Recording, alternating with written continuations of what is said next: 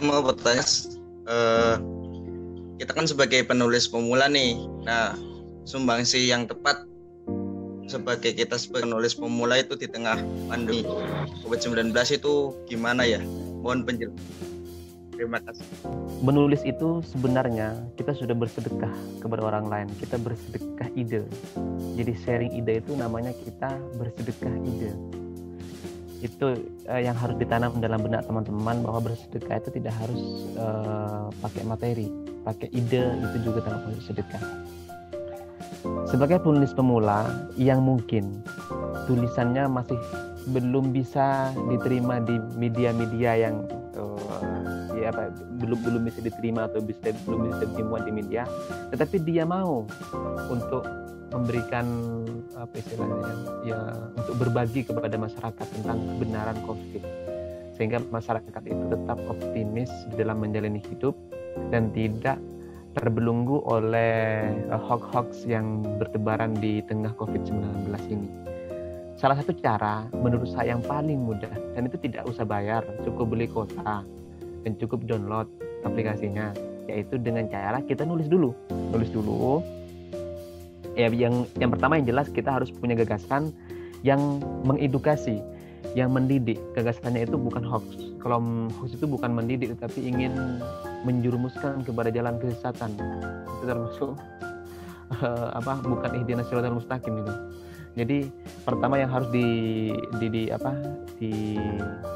diluruskan adalah ide seorang penulis. Pertama, tanamkan dalam benaknya bahwa saya menulis ingin memperbaiki sesuatu yang tidak baik atau yang keliru, dan ingin memotivasi masyarakat yang lagi down, yang lagi jatuh di tengah wabah virus corona ini. Itu harus ditanamkan dalam benak teman-teman. Nah, untuk memediasi tulisan kita itu, karena kita masih sebagai penulis sangat sulit untuk dimuat tulisannya, yaitu dengan cara cukup tulis, dan setelah ditulis di-share di WA atau di Facebook pribadi atau di Instagram, atau mungkin bisa di YouTube. Sekarang kan bikin YouTube tidak harus bayar, itu bisa kita share ide, tulisan kita nulis di YouTube kan bisa nulis, tapi kemudian dikasih background bisa juga, monggo. Atau misalkan di Facebook itu sangat bisa. Bahkan banyak teman-teman saya yang berbagi ide di Facebook. Atau misalkan kalau nggak bisa di Facebook, di grup WhatsApp atau WAG, sangat bisa banget. Bahkan sangat mudah untuk mengedukasi atau mendidik orang lain atau masyarakat itu nge-share-nya di WhatsApp.